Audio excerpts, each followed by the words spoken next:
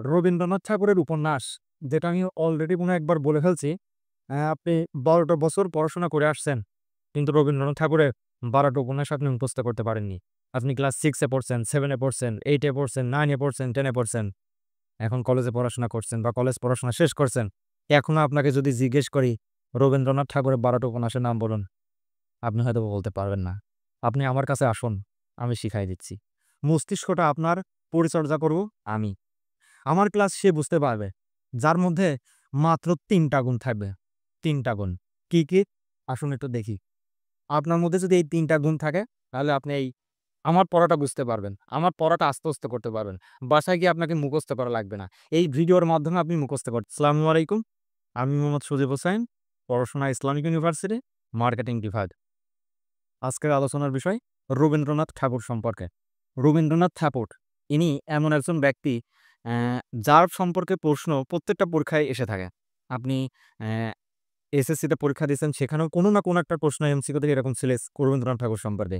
HSC পরীক্ষায় আপনার প্রশ্ন আসছে। আপনি অ্যাডমিশনের সময় পড়ে আসছেন, অ্যাডমিশনের সময় প্রশ্ন আসছে। যেকোনো চাকরির পরীক্ষা সব পরীক্ষায় আসছে। কিন্তু এর মধ্যে দুঃখের একটা বিষয় কি জানেন? আপনি ১২ টা বছর পড়ালেখা করে আসছেন। কিন্তু রবীন্দ্রনাথ ঠাকুরের ১২ টা উপন্যাস আপনার মুখস্থ নাই। আসুন, আমি আজকে শিখাই দিই। আচ্ছা, সর্বপ্রথম যে বিষয়টা দিয়ে শুরু করছি সেটা হচ্ছে রবীন্দ্রনাথ ঠাকুর কত সালে জন্মগ্রহণ করেন এবং কত সালে মৃত্যুবরণ করেন। আসুন একটু দেখি। রবীন্দ্রনাথ ঠাকুর জন্মগ্রহণ করেন ১৮৪১ সালে। কত সালে বলুন? ১৮৪১ সালে। এটা সবাই মুখস্থ পারে। কিন্তু পরীক্ষায় যদি দিয়ে যায় রবীন্দ্রনাথ ঠাকুর বাংলায় কত সালে জন্মগ্রহণ করে? হ্যাং হয়ে যায় পোলাপান। আসুন একটু টেকনিকটা একটু দেখাই দিই। আপনি ইংরেজি যেকোনো সাল থেকে যদি বাংলা সাল বের করতে চান, তাহলে ইংরেজি সাল থেকে আপনাকে এখানে কত আছে? ১৮৪১। এটা থেকে ৫৯৩ কত বলেন একটু রিপিট করুন, নিজেরা, নিজেরা বলুন। ৫৯৩। এটা মাইনাস করার পরে যেকোনো ইংরেজি সাল থেকে বাংলা সাল চলে আসবে। তাহলে চলুন দেখি কত আসে। ৩ কত হলে ১১ হয়? ৪, ৫, ৬, ৭, ৮, ৯, ১০, ১১, ৮ হইলে। হাতে ১, ৯ একে ১০ কত হলে ৪ হয়? ৪ হলে হাতে ১, ৫ আর একে ৬, ৬ কত হলে ৮ হয়? ২ হলে। হাতে কিছুই নাই, ১ নিচে বসে থাকে। ১২৪৮ বঙ্গাব্দে রবীন্দ্রনাথ ঠাকুর জন্মগ্রহণ করেন। মনে থাকবে? এখন আপনাদের কাজ রবীন্দ্রনাথ ঠাকুর কত সালে মৃত্যুবরণ করেন, ইংরেজি কত সালে মৃত্যুবরণ করেন? আমি সালটা বলে দেই। উনি হচ্ছে ১৯৬১ সালে মৃত্যুবরণ করেন। আপনারা নিজেরা বের করবেন।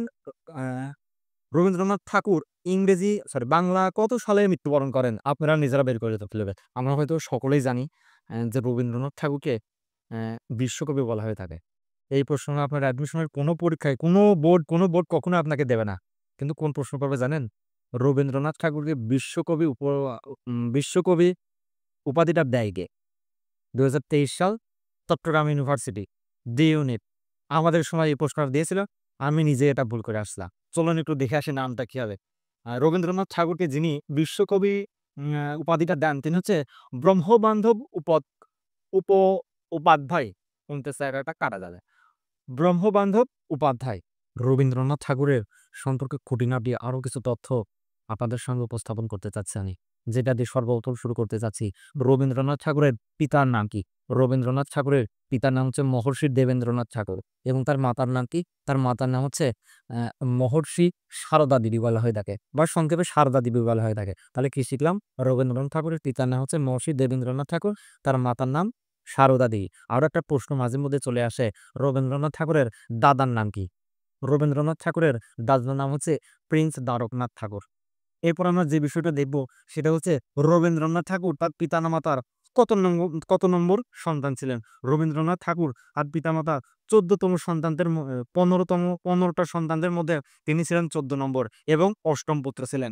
তিনি ছিলেন তার পিতামাতার ১৪তম সন্তান এবং অষ্টম পুত্র। আমি যদি এখন প্রশ্ন করি যে রবীন্দ্রনাথ ঠাকুর কতটা ভাই বোন ছিলেন? মোট কতটা? ১৫টা। তার মধ্যে তিনি ছিলেন ১৪ নম্বরতম এবং অষ্টম পুত্র। এরপর রবীন্দ্রনাথ ঠাকুরের পূর্বপুরুষেরা কোথায় বসবাস করতেন? রবীন্দ্রনাথ ঠাকুরের পূর্বপুরুষেরা খুলনা জেলায়, বর্তমান খুলনা জেলায় বসবাস করতেন। এরপরে যে প্রশ্নটা সেটা হচ্ছে জন্মগ্রহণ। রবীন্দ্রনাথ ঠাকুর কোথায় জন্মগ্রহণ করেন? রবীন্দ্রনাথ ঠাকুর জন্মগ্রহণ করেন কলকাতার জনসাগর ঠাকুরপোরবায়ে। তিনি কলকাতা অর্থাৎ বর্তমান ভারতে জন্মগ্রহণ করলেও তিনি তার জীবনের অনেকটা সময় আমাদের বর্তমান বাংলাদেশে পার করেছেন। তিনি তার জীবনের অনেকটা সময় কুষ্টে এবং সিরাজগঞ্জে তার বাবার জমিদারি তদারকির জন্য বসবাস করেছেন এবং এমনকি বাংলাদেশের কুষ্টিয়ার শিলাইদহে তিনি কি তার জীবনের অনেকটা বছর এখানে পার করেছেন এবং তার লেখার অনেক লেখনী আছে যেগুলো তিনি এই শিলাদের পুঁথিবাড়ি থেকে বসে লিখছিলেন। এমনকি আমাদের বিখ্যাত কবিতা সোনার তরী কবিতাটাও তিনি ১৯২৬ সালে কোথায় তোর পদ্মা নদীতে বসে রচনা করছিলেন। এরপরে রবীন্দ্রনাথ ঠাকুর রবীন্দ্র যুগ বাংলা সাহিত্যে একটা যুগ। তিনি রবীন্দ্রনাথ ঠাকুর বাংলা সাহিত্যে এত বড় অবদান রাখেন যে বাংলা সাহিত্যে তার নিজের নামে একটা যুগ তৈরি হয়ে গেছে। সেই যুগটাকে বলা হয় রবীন্দ্র যুগ। প্রশ্ন আসে বিভিন্ন অ্যাডমিশন পরীক্ষায়, বিভিন্ন চাকরির পরীক্ষায়। রবীন্দ্র যুগ বলা হয় কোন সালকে, কত থেকে কত সালকে? ১৯০১ থেকে শুরু করে ১৯৪১ সাল পর্যন্ত। ১৯৪১ সালে কিন্তু রবীন্দ্রনাথ ঠাকুর মারা যান। ১৯০১ থেকে রবীন্দ্রনাথ ঠাকুরের মৃত্যুর আগ পর্যন্ত সময়টাকে কি বলা হয়? রবীন্দ্র যুগ বলা হয়। এখন আপনাদের সঙ্গে যে বিষয়টা নিয়ে আলোচনা করতে যাচ্ছি সেটার নাম হচ্ছে রবীন্দ্রনাথ ঠাকুরের প্রথম কাব্যগ্রন্থ, প্রথম নাটক, প্রথম উপন্যাস। আসুন দেখি একটু কি আছে। রবীন্দ্রনাথ ঠাকুরের প্রথম যে কাব্যগ্রন্থ লেখেন সেটার নাম হচ্ছে বনফুল। কি বললাম? রবীন্দ্রনাথ ঠাকুরের লেখা প্রথম কাব্যগ্রন্থের নাম কি? বনফুল, যেটা ১৫ বছর বয়সে ১৯৫৬ সালে লিখেন।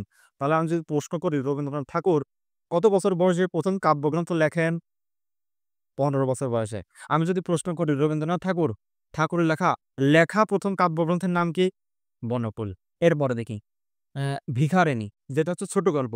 রবীন্দ্রনাথ ঠাকুরের লেখা প্রথম ছোট গল্পের নাম কি? ভিখারিণী, যেটা ১৬ বছর বয়সে কত সালে? ১৯৫৭ সালে লেখেন। আমি যদি প্রশ্ন করি রবীন্দ্রনাথ ঠাকুরের প্রথম ছোট গল্পের নাম কি? ভিখারিণী নামক কাব্যগ্রন্থ লেখার মাধ্যমে তার আ কবি প্রতিভা ফুটে ওঠে আরকি। তারপরে রবীন্দ্রনাথ ঠাকুরের প্রথম নাটকের নাম কি? প্রকৃতির প্রতিশোধ, যেটা ১৯৮৪ সালে প্রকাশিত হয়। রবীন্দ্রনাথ ঠাকুরের প্রথম নাটকের নাম কি? প্রথম নাটকের নাম প্রকৃতির পরিষদ, ১৮৮৪ সালে প্রকাশিত। এরপরে উপন্যাস। রবীন্দ্রনাথ ঠাকুরের প্রথম উপন্যাসের নাম কি? আমি কিন্তু উপন্যাস শিখেছি অলরেডি। তার ১২ টা উপন্যাস শিখছি। তার মধ্যে প্রথম উপন্যাস যে উপন্যাসটা সর্বপ্রথম তিনি লেখেন সেটা হচ্ছে বউ ঠাকুরানীর হাট। বউ ঠাকুরানীর হাট, যেটা হচ্ছে ১৮৮৩ সালে প্রকাশিত হয়েছে। এরপর কাব্যগ্রন্থ। রবীন্দ্রনাথ ঠাকুরের প্রথম কাব্যগ্রন্থ কবি কাহিনী। এখন প্রশ্ন হতে পারে স্যার মনে হয় গাঁজা-টাজা খায় আসছে, কারণ স্যারের বাসা যেহেতু কুষ্টিয়ায়। স্যার একটু আগে শুরুতেই বলে আসলো যে রবীন্দ্রনাথ ঠাকুরের প্রথম কাব্যগ্রন্থের নাম বনফুল। আবার এখন বলতেছে রবীন্দ্রনাথ ঠাকুরের প্রথম কাব্যগ্রন্থের নাম কবি কাহিনী। একই মুখে দুই কথা কেমন হয়ে গেল না? আসলে স্যার কোনো গাঁজা-টাজা খায়নি। আসল বিষয়টা আমি একটু ক্লিয়ার করে দিই। বিষয়টা হচ্ছে এমন, রবীন্দ্রনাথ ঠাকুরের লেখা প্রথম কাব্যগ্রন্থের নাম হচ্ছে বনফুল। কিন্তু সেটা প্রকাশিত হয় না। রবীন্দ্রনাথ ঠাকুর কত বছর বয়সে বনফুল কাব্যগ্রন্থটি লেখেন? কত সালে? ১৫ বছর বয়সে ১৯৫৬ সালে। কিন্তু এটা প্রকাশিত হয় না। কিন্তু যদি প্রশ্নটা এমন আসে, ছোট্ট একটা কথা কিন্তু প্রশ্নের কিন্তু ব্যাপক পার্থক্য। রবীন্দ্রনাথ ঠাকুরের প্রকাশিত প্রথম কাব্যগ্রন্থের নাম কি? কবি কাহিনী। একটু মিল, কত মিল দেখেন। প্রথম কাব্যগ্রন্থ না, রবীন্দ্রনাথ ঠাকুরের প্রথম কাব্যগ্রন্থের নাম কাব্যগ্রন্থ, তাই কবি কাহিনী। কত সালে প্রকাশিত হয়? ১৮৭৮ সালে প্রকাশিত হয়। এই ছিল রবীন্দ্রনাথ ঠাকুরের প্রথম সম্পর্কে। এখন আরেকটা বিষয় সম্পর্কে আমি কথা বলতে চাচ্ছি। সেটা হচ্ছে রবীন্দ্রনাথ ঠাকুরের স্ত্রী সম্পর্কে। রবীন্দ্রনাথ ঠাকুরের বউয়ের নাম কি ছিল? রবীন্দ্রনাথ ঠাকুরের স্ত্রীর নাম কি ছিল? রবীন্দ্রনাথ ঠাকুরের সহধর্মিণীর নাম কি ছিল? তার নাম ছিল মৃণালিনী দেবী।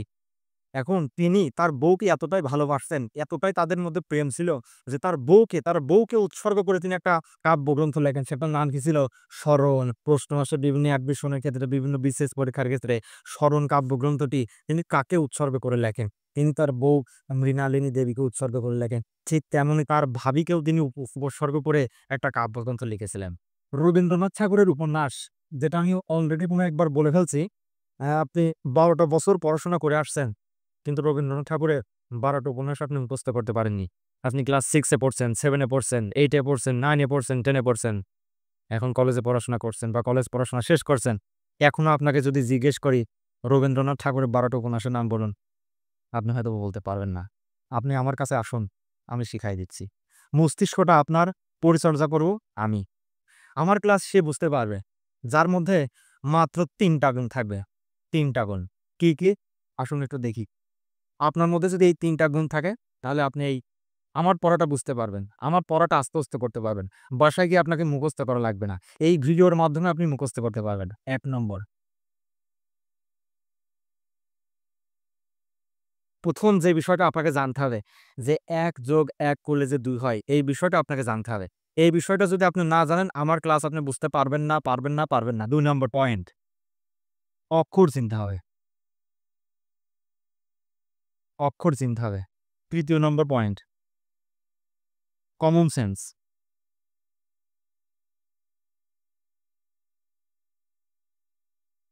1+1 = 2 অক্ষর এবং তৃতীয় নম্বর পয়েন্ট কমন সেন্স। এই 3টা পয়েন্ট, এই 3টা বিষয় যার মধ্যে নাই সে এই ভিডিও দেখে কিছুই বুঝতে পারবে না। তো এই 3টা বিষয় যাদের মধ্যে নাই তারা ভিডিওটা স্কিপ করে চলে যান, আপনাদের জন্য এই ভিডিওটা না। আর এই 3টা বিষয় যাদের মধ্যে আছেন তারা আমার সঙ্গে আসুন। আসুন এখন শিখাই দিই রবীন্দ্রনাথ ঠাকুরের 12টা উপন্যাস।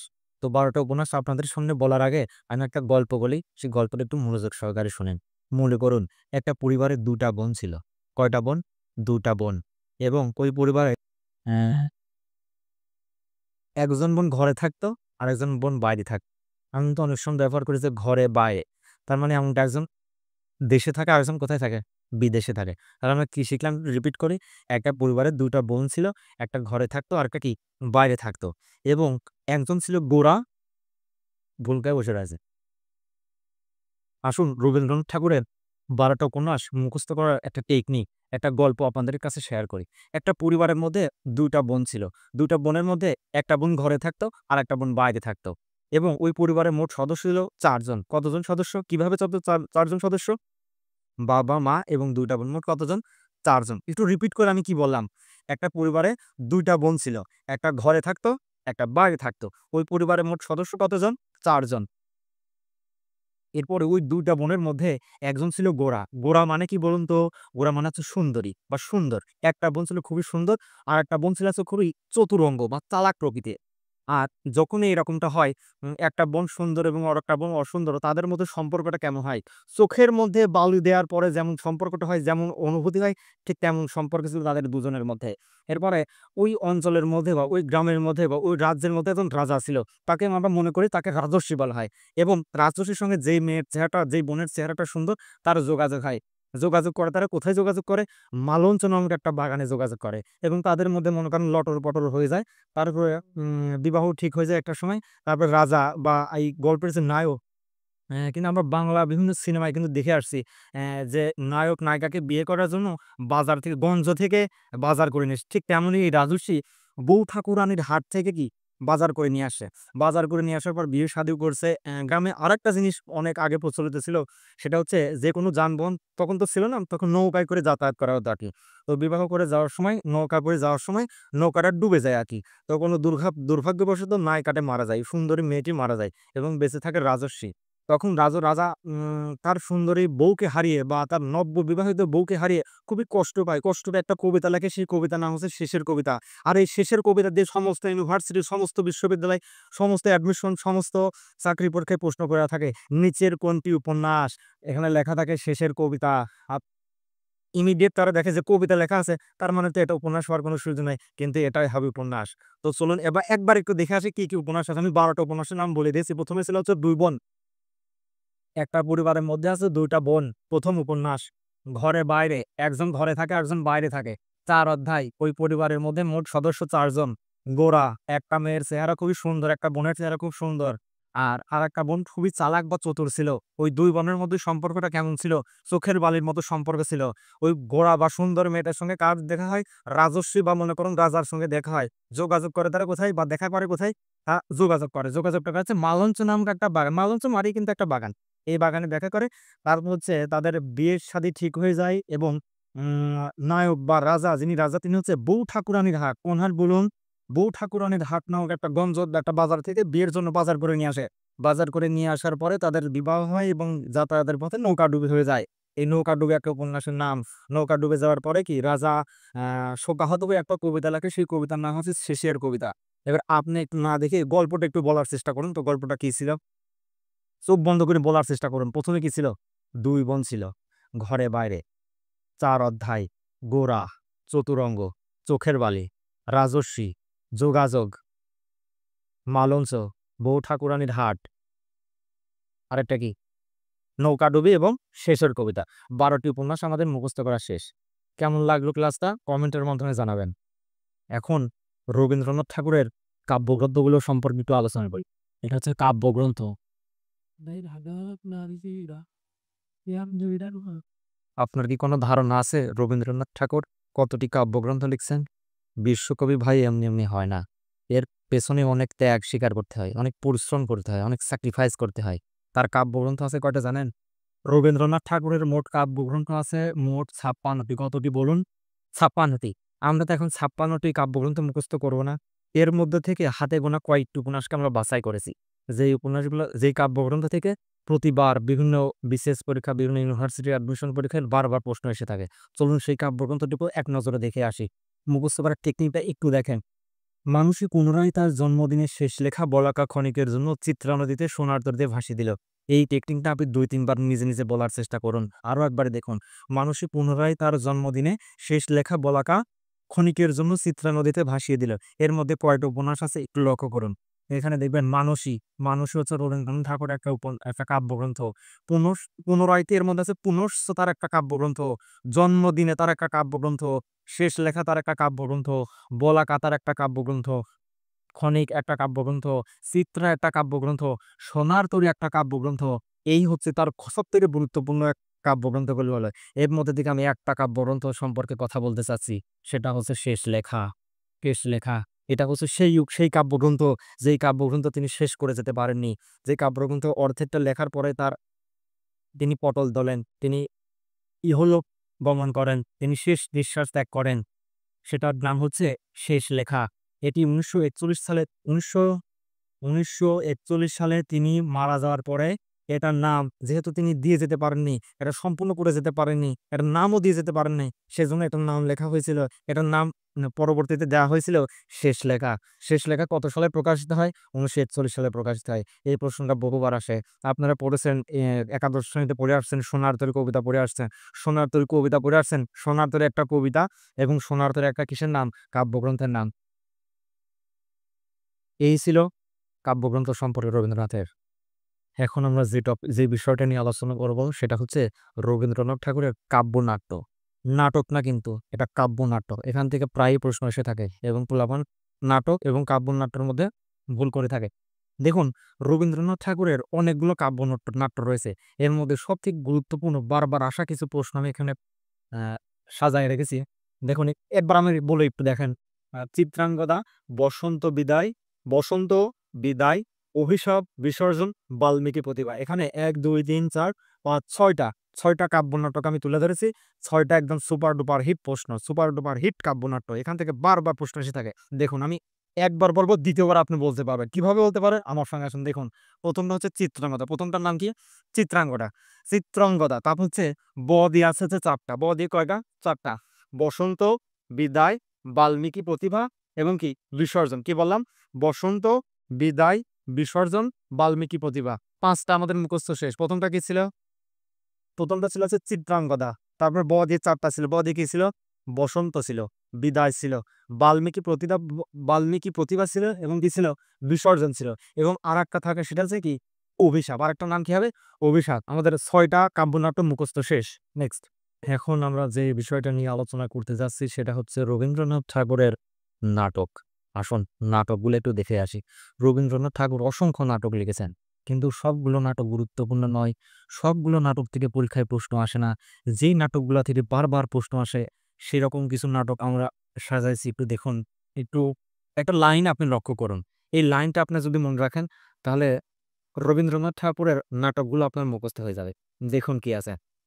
লাইন হচ্ছে, রাজার আদেশ, ডাকো সবাইকে, রক্ত দিয়ে মুক্ত করব এই অচলায়তান। একটা বাক্য মনে রাখেন। রাজার আদেশ, ডাকো সবাইকে, রক্ত দিয়ে মুক্ত করব এই অচলায়তা। এর মধ্যে কি কি নাটক আছে আসুন একটু দেখি। রাজা। রাজা রবীন্দ্রনাথ ঠাকুরের একটা নাটকের নাম। দাফতে হচ্ছে ডাকঘর। ডাকঘর রবীন্দ্রনাথ ঠাকুরের একটা নাটকের নাম। রক্তকরবী রবীন্দ্রনাথ ঠাকুরের একটা নাটকের নাম। মুক্তধারা রবীন্দ্রনাথ ঠাকুরের একটা কি? নাটকের নাম।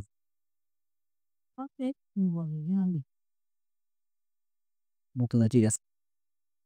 মুক্তধারা রবীন্দ্রনাথ ঠাকুরের একটি নাটকের নাম। এরপর অচলায়তন রবীন্দ্রনাথ ঠাকুরের একটি নাটকের নাম। তাহলে কয়টা নাটক দেখলাম? ১ টা, ২ টা, ৩ টা, ৪ টা, ৫ টা। এই ৫ টা নাটক থেকে বারবার প্রশ্ন আসে। আপনি যে কোনো পরীক্ষা দিতে যাবেন এখান থেকে একটা মার্কস পেয়ে যাবেন। অর্থাৎ রবীন্দ্রনাথ ঠাকুর সম্পর্কে। সাহিত্য থেকে যদি প্রশ্ন আসে আর রবীন্দ্রনাথ ঠাকুর থেকে যদি প্রশ্ন না নেয়, ওই প্রশ্ন বৃথা। ওই প্রশ্ন কোনো শিক্ষিত টিচার করে নাই। যেই প্রশ্নের মধ্যে রবীন্দ্রনাথ ঠাকুর সম্পর্কে কোনো প্রশ্নই নাই। আরেকবার আমি তাহলে বিষয়টা রিপিট করি। রবীন্দ্রনাথ ঠাকুরের অনেকগুলো নাটকের মধ্য থেকে বাছাই করা মাত্র ৫ টি নাটক। যেই ৫ টি নাটক থেকে বারবার প্রশ্ন এসে থাকে। সেই বেদবাক্যটা, সে একটা লাইনটা আমি আরেকবার বলি। রাজার আদেশ, ডাকো সবাইকে, রক্ত দিয়ে মুক্ত করব এই অচলায়তন। এর মধ্যে কি, কি নাটক আছে আরো একবার আমি দেখাই। রাজা, ডাকঘর, রক্তকরবী, মুক্তধারা, অচলায়তন। এই ৫ টা নাটক মুখস্থ হয়ে গেছে আপনার। নেক্সট, এখন আপনাদের সঙ্গে যে বিষয়টা নিয়ে আলোচনা করতে যাচ্ছি সেটা হচ্ছে গীতাঞ্জলি।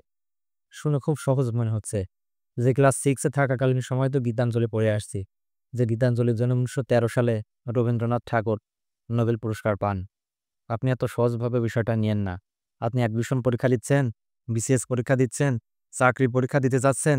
এই প্রশ্ন আপনাকে কখনোই করবে না রবীন্দ্রনাথ ঠাকুর কত সালে নোবেল পুরস্কার পান। আপনাকে এই ধরনের প্রশ্ন করতে পারে যে গীতাঞ্জলি, গীতাঞ্জলি এটা কি? কোন ধরনের লেখা? গীতাঞ্জলি একটা কাব্যগ্রন্থ। কাব্যগ্রন্থ কি জিনিস? অনেকগুলো কাব্যের সমন্বয়ে একটা গ্রন্থ, সেটাকে বলা হয় কাব্যগ্রন্থ। এখন প্রশ্ন করবে এভাবে, গীতাঞ্জলি কাব্যগ্রন্থের মধ্যে কতটা কাব্য আছে বা আমি যদি বলি কতটা কবিতা আছে বলতে পারবেন? এটা হচ্ছে একটা মার্জিত প্রশ্ন। আমাকে যদি সুযোগ দেওয়া হয় অ্যাডমিশনের প্রশ্ন আপনাকে করতে হবে, আমি রবীন্দ্রনাথ ঠাকুর থেকে প্রশ্ন দেওয়ার সময় এই প্রশ্নটা দিতাম যে গীতাঞ্জলি কাব্যগ্রন্থের মধ্যে কতটা কবিতা রয়েছে? ১৫৭টি কবিতা রয়েছে। এরপরে আমি যদি আপনাকে জিজ্ঞেস করি যে গীতাঞ্জলি কাব্যগ্রন্থ সর্বপ্রথম কত সালে প্রকাশিত হয়? আপনি খুব আগ্রহের সঙ্গে বলবেন ১৯১৩ সালে। আমি বলব আপনি ভুল বলছেন। গীতাঞ্জলি কাব্যগ্রন্থ সর্বপ্রথম প্রকাশিত হয় ১৯১০ সালে। কত সাল? ১৯১০ সালে গীতাঞ্জলি কাব্যগ্রন্থ সর্বপ্রথম প্রকাশিত হয়। এরপর ১৯১২ সালে ইংরেজি অনুবাদ প্রকাশিত হয়। প্রশ্ন আসবে এভাবে, গীতাঞ্জলি কাব্যগ্রন্থে ইংরেজি অনুবাদ প্রকাশিত হয় কত সালে? ১৯১২ সালে। এবং এই ১৯১২ সালে যে প্রকাশিত হয় ইংরেজি অনুবাদ, এটার নাম কি ছিল? এটার নাম ছিল সং অফারিংস। কি নাম ছিল? Song offerings. এবং এটার ভূমিকা লেখেন কে? ডব্লিউ.বি. ইয়েটস। এখান থেকে প্রত্যেকটা ইম্পোর্টেন্ট প্রশ্ন, প্রত্যেকটা খুবই গুরুত্বপূর্ণ সুপার ডুপার হিট প্রশ্ন। কি, কি পড়লাম একটু রিপিট করে আসি আমরা। গীতাঞ্জলি এটা একটা কাব্যগ্রন্থ। এটার মধ্যে ১৫৭টা কবিতা রয়েছে। গীতাঞ্জলি কাব্যগ্রন্থ সর্বপ্রথম প্রকাশিত হয় ১৯১০ সালে। ১৯১২ সালে গীতাঞ্জলি কাব্যগ্রন্থের ইংরেজি অনুবাদ প্রকাশিত হয়। গীতাঞ্জলি কাব্যগ্রন্থের ইংরেজি অনুবাদের নাম কি? Song offerings. এটার ভূমিকা লেখেন কে? ডব্লিউ.বি. ইয়েটস। এরপরে যেটা পড়ব সেটা হচ্ছে ১৯১৩ সাল। ১৯১৩ সালে কি হয়? এখান থেকে যদি প্রশ্ন করে যে রবীন্দ্রনাথ ঠাকুর কত সালে নোবেল পুরস্কার পান? ১৯১৩ সালে। শুধু এখানেই প্রশ্ন করে থেমে থাকবে না। এরপরেও আরো কিছু তথ্য চাইবে। আমি হলে প্রশ্ন করতাম রবীন্দ্রনাথ ঠাকুর ১৯১৩ সালের কত তারিখে নোবেল পুরস্কার পান? আমি হলে প্রশ্ন করতাম রবীন্দ্রনাথ ঠাকুর ১৯১৩ সালের কত তারিখে কি বারে নোবেল পুরস্কার পান? আসুন একটু দেখি। রবীন্দ্রনাথ ঠাকুর ১৯১৩ সালের ১০ নভেম্বর, কত তারিখ? ১০ নভেম্বর বুধবারে নোবেল পুরস্কার পান। কি বারে? একটু মাথার মধ্যে সেট করে রাখেন। আর জীবনে ভুললেন না এই বিষয়টা। এই ক্লাস 6 থেকে ক্লাস 1-2 থেকে আপনি শুরু করছেন রবীন্দ্রনাথ ঠাকুর পড়ে আসছেন। কিন্তু এই বিষয়গুলো আপনি কখনোই শেখেননি। আপনি রবীন্দ্রনাথ ঠাকুরের নাটক, উপন্যাস, কাব্যগ্রন্থ সবগুলি বারবার মুখস্থ করেছেন। ক্লাস 7 এ মুখস্থ করছেন, 8 এ যাই ভুলে গেছেন। 9 এ মুখস্থ করছেন, 10 এ যাই ভুলে গেছেন। এভাবে করতে, করতে ১২ টা বছর পার করে আসলেন। এখনো আপনি রবীন্দ্রনাথ ঠাকুর সম্পর্কে A to Z জানেন না। রবীন্দ্রনাথ ঠাকুর সম্পর্কে, আপনাদের বিশ্বকবি সম্পর্কে আপনি অনেক তথ্যই জানেন না। আসুন সব বিষয়গুলো আমি আপনাকে জানাই দিই। তাহলে এখানে কি দেখলাম? আমি আরো একবার রিপিট করি। গীতাঞ্জলি সম্পর্কে আরো একবার আমি বলি। গীতাঞ্জলি এটা একটা কাব্যগ্রন্থ। কাব্যগ্রন্থ কি জিনিস? অনেকগুলো কাব্যর সমন্বয়ে যে গ্রন্থ গঠিত হয় তাকে কি বলে? কাব্যগ্রন্থ বলে। গীতাঞ্জলি কাব্যগ্রন্থের মধ্যে কয়টা কাব্য রয়েছে বলুন কতটি? হ্যাঁ, ১৫৭টি কাব্যগ্রন্থ রয়েছে। এরপরে গীতাঞ্জলি কাব্যগ্রন্থটি কত সালে প্রথম প্রকাশিত হয়? ১৯১০ সালে সর্বপ্রথম প্রকাশিত হয়। গীতাঞ্জলি কাব্যগ্রন্থের ইংরেজি অনুবাদ কত সালে প্রকাশিত হয়? ১৯১২ সালে প্রকাশিত হয়। গীতাঞ্জলি কাব্যগ্রন্থের ইংরেজি অনুবাদের নাম কি ছিল? Song offerings. এবং এই সং অফারিংস গ্রন্থটির ভূমিকা কে লেখেন? ডব্লিউ.বি. ইয়েটস। এরপরে গীতাঞ্জলি কাব্যগ্রন্থ কত সালের কত তারিখে প্রকাশিত হওয়ার মাধ্যমে মানে রবীন্দ্রনাথ ঠাকুর নোবেল পুরস্কার পান? ১৯১৩ সালের ১০ ডিসেম্বর বুধবার নোবেল পুরস্কার পান। এই ছিল রবীন্দ্রনাথ ঠাকুরের নোবেল পুরস্কার এবং গীতাঞ্জলি সম্পর্কে। এখন আমরা যে বিষয়টা নিয়ে আলোচনা করতে চাচ্ছি সেটা হচ্ছে রবীন্দ্রনাথ ঠাকুরের পদবী এবং পুরস্কার। রবীন্দ্রনাথ ঠাকুর যিনি বাংলাদেশের বিশ্বকবি বলা হয়ে থাকে, পুরো পৃথিবীর মধ্যে বিশ্বকবি বলা হয়ে থাকে। তিনি কতগুলো পদবী পেয়েছেন এবং কতগুলো পুরস্কার পেয়েছেন, চলুন এক নজরে সেগুলো একটু দেখে আসি। রবীন্দ্রনাথ ঠাকুরকে ডিলিট উপাধি প্রদান করে ৩ টা বিশ্ববিদ্যালয়। কয়টা বিশ্ববিদ্যালয়? ৩ টা বিশ্ববিদ্যালয়। আমরা একটু এক নজরে দেখে আসি। রবীন্দ্রনাথ ঠাকুরকে ডিলিট উপাধি প্রদান করেন কলকাতা বিশ্ববিদ্যালয় সর্বপ্রথম কত সালে? ১৯১৩ সালে। যেই সালে তিনি নোবেল পুরস্কার পান ১৯১৩ সালের কত তারিখে মনে আছে? ১০ ডিসেম্বর। কি বার? বুধবার। মনে আছে আপনাদের? দেখি রবীন্দ্রনাথ ঠাকুর ডিলিট উপাধি পান কলকাতা বিশ্ববিদ্যালয় থেকে ১৯১৩ সালে। ২য় নম্বরে তাকে ডিলিট উপাধি প্রদান করেন ঢাকা বিশ্ববিদ্যালয় কত সালে? ১৯৩৬ সালে এবং তিনি আরো এক জায়গা থেকে ডিলিট উপাধি পান সেটা হচ্ছে অক্সফোর্ড বিশ্ববিদ্যালয় থেকে। অক্সফোর্ড বিশ্ববিদ্যালয়ে রবীন্দ্রনাথ ঠাকুরকে কত সালে ডিলিট উপাধি প্রদান করেন? ১৯৪০ সালে। তাহলে ৩ টা জিনিস একবার রিপিট করে আসি চলেন। রবীন্দ্রনাথ ঠাকুর মোট ৩ টা জায়গা থেকে ডিলিট উপাধি পেয়েছেন। ১ম নম্বর পয়েন্ট ছিল হচ্ছে কোনটা? কলকাতা বিশ্ববিদ্যালয় ১৯১৩ সালে, ঢাকা বিশ্ববিদ্যালয় ১৯৩৬ সাল, ১৯৪০ সালে কোন বিশ্ববিদ্যালয়? হ্যাঁ, অক্সফোর্ড বিশ্ববিদ্যালয়। এরপরে যে বিষয়টা দেখব সেটা স্যার উপাধি এবং নাইট উপাধি তিনি পান হচ্ছে ১৯১৫ সালে। তৎকালীন ভারত সরকার, তৎকালীন মানে কি প্রাচীন বা আদিকালীন বা বর্তমান যে ভারত সেই ভারতের আগে প্রাচীন বা আদিমকালের বা কি বলবো অতীতকালের যে তৎকালীন ভারত সরকার ছিল, তারা হচ্ছে ১৯১৫ সাল কত সাল? ১৯১৫ সালে তৎকালীন ভারত সরকার রবীন্দ্রনাথ ঠাকুরকে নাইট বা স্যার উপাধি প্রদান করে। কিন্তু ১৯১৯ সালে কত সালে? ১৯১৯ সালে ঠিক তার ৪ বছর পরে তিনি এই ১৯১৯ সালে ৪ বছর পরে এই স্যার বা নাইট উপাধি ত্যাগ করেন। কি কারণে ত্যাগ করে? জালিয়ানওয়ালাবাগের হত্যাকাণ্ডের কারণে। এখন প্রশ্ন সবার মনে বাগে স্যার কিংবা ভাই জালিয়ানওয়ালাবাগের হত্যাকাণ্ড কি? জালিয়ানওয়ালাবাগের হত্যাকাণ্ড হচ্ছে একটা অন্ধকূপ হত্যাকাণ্ড বলা হয়ে থাকে। যেখানে মানে ধারণা করা হয় বা বর্ণনায় আছে এমন যে একটা অন্ধকার একটা রুমের মধ্যে বা একটা কূপ আকৃতির রুমের মধ্যে ৬০ থেকে ৭০ জন লোককে মানে বদ্ধ করে রাখা হতো এবং সেই ঘরের মধ্যে তার হচ্ছে নিঃশ্বাস নিতে সক্ষম হতো না এবং কার্বন ডাই অক্সাইডের পরিমাণ বেড়ে যাওয়ার কারণে তারা সেখানে খুব করুণভাবে মৃত্যুবরণ করেছিল। এই ঘটনা শোনার পরে এটা পুরো পৃথিবীব্যাপী ছড়িয়ে যাওয়ার পরে তিনি হচ্ছে কি নাইট বা স্যার উপাধিটা কি করেন? পদত্যাগ করেন। তারপর যেটা বলব সেটা হচ্ছে বাংলা ছোট গল্পের জনক বলা হয়ে থাকে কাকে? বাংলা ছোট গল্পের জনক বলা হয়ে থাকে কাকে? রবীন্দ্রনাথ ঠাকুরকে। ঠিক তেমনই রবীন্দ্রনাথ ঠাকুর কাজী নজরুল ইসলামকে কি একটা লেখনী উৎসর্গ করেন। চলুন দেখে আসি। সঞ্চিতা। সঞ্চিতা হচ্ছে একটি কাব্যগ্রন্থের নাম। সঞ্চিতা কিসের নাম? একটি কাব্যগ্রন্থের নাম। যেটা লিখেছেন কে? কাজী নজরুল ইসলাম। আমি যদি প্রশ্ন করি সঞ্চিতা কাব্যগ্রন্থটি লিখেছেন কে? কাজী নজরুল ইসলাম। আবার যদি প্রশ্ন করি সঞ্চিতা কাব্যগ্রন্থটি কাকে উৎসর্গ করেছেন কাজী নজরুল ইসলাম? অবশ্যই রবীন্দ্রনাথ ঠাকুরকে। একটু লক্ষ্য করুন। সঞ্চিতা নামক কাব্যগ্রন্থ কাজী নজরুল ইসলাম লিখে রবীন্দ্রনাথ ঠাকুরকে উৎসর্গ করেন এবং ঠিক তেমনই তার প্রতিদান স্বরূপ রবীন্দ্রনাথ ঠাকুর বসন্ত নামক একটা নাটক লেখে যেটা কাজী নজরুল ইসলামকে উৎসর্গ করেন। প্রশ্ন আসবে এভাবে, রবীন্দ্রনাথ ঠাকুর কাজী নজরুল ইসলামকে কোনটি উপসর্গ করেন বা কি উপসর্গ করেন? সেখানে অপশনে দিয়ে দেবে। বসন্ত থাকবে, সঞ্চিতা থাকবে এবং আরো একটা থাকবে সঞ্চয়িতা। আপনারা এখানে বুলাই ফেলা দিবেন। সঞ্চিতা হবে না সঞ্চয়িতা হবে? সঞ্চিতা, সঞ্চিতা কাব্যগ্রন্থ যেটা লেখেন হচ্ছে কাজী নজরুল ইসলাম, যেটা রবীন্দ্রনাথ ঠাকুরকে উৎসর্গ করেন। আরেকটা কি ছিল? রবীন্দ্রনাথ ঠাকুর লেখেন আছে নাটক যেটা বসন্ত, যেটা কাজী নজরুল ইসলামকে উৎসর্গ করেন। আর রবীন্দ্রনাথ ঠাকুরের লেখা আরো একটা কাব্যগ্রন্থ আছে যেটা হচ্ছে সঞ্চয়িতা, যেটা কাউকে তিনি উৎসর্গ করেন না। একটু মাথায় রাখবেন বিষয়টা।